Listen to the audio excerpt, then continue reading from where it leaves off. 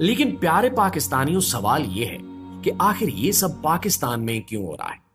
आखिर कुदरत क्यों पाकिस्तान से रूठ चुकी है और आए दिन कुदरती आफात में लाखों जाने और अरबों का नुकसान हो रहा है? तो प्यारे भाइयों, इसकी सबसे बड़ी वजह उन इलाकों में होने वाली बेहयाई है। सियाहत के नाम पर वो होटल जहां कभी निकाह के बाद जोड़े अपनी नई जिंदगी का आगाज करने आते थे, अब वहां रात गुजारने के लिए पैकेज बुक होते हैं। कपल डिस्काउंट के नाम पर जो कुछ हो रहा है वो बेपर्दगी, गैर शरई ताल्लुकात और शर्मो हया का जनाजा है। और ये सब इस कदर आम हो चुका है कि मकामी लोग भी अब अपने घरों से बाहर निकलने से कतराने लगे हैं। मुझे याद है, एक दिन मैं एक मकामी बुजुर्ग से मिला। उनकी आंखों में दुख और चेहरे पर परेशानी साफ झलक रही थी। उन्होंने एक लंबी आह भरकर कहा कि बेटा, अब हमारे इलाके में इज्जतदार लोग बाहर जाने से घबराते हैं। होटलों के बाहर लड़के लड़कियां सरेआम गले मिल रहे होते हैं, हाथों में हाथ डालकर घूमते हैं। और सबसे अफसोसनाक बात यह है कि होटल का अमला खुद इनको वेलकम करता है, जैसे ये कोई मामूल की बात हो। और ये सब देखकर दिल खून के आंसू रोता है। उनकी आवाज में दर्द था, एक ऐसा दर्द जो अपने इलाके की बिगड़ती सूरत हाल पर था।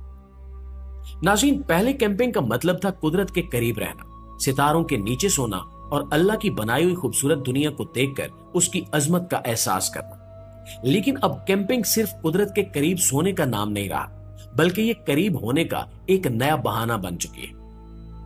खैमे जो कभी इबादत और सुकून की जगह थे, अब गुनाहों के स्टेज बन चुके हैं। रात गए बोन फायर होता है, जहां मौसीकी की धुनों पर शराब के घूंट पिए जाते हैं, कहकहे गूंजते हैं, गालियां दी जाती हैं और नाजेबा रक्स होता है।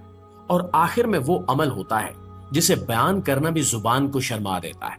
और ये सब कुछ खुले आम हो रहा है, ना कोई शर्माता है और ना ही कोई छुपाता है।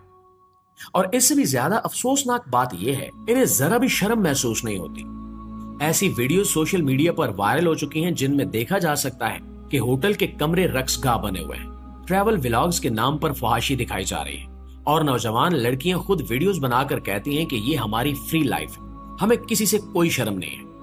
ये अल्फाज सुनकर दिल दहल जाता है।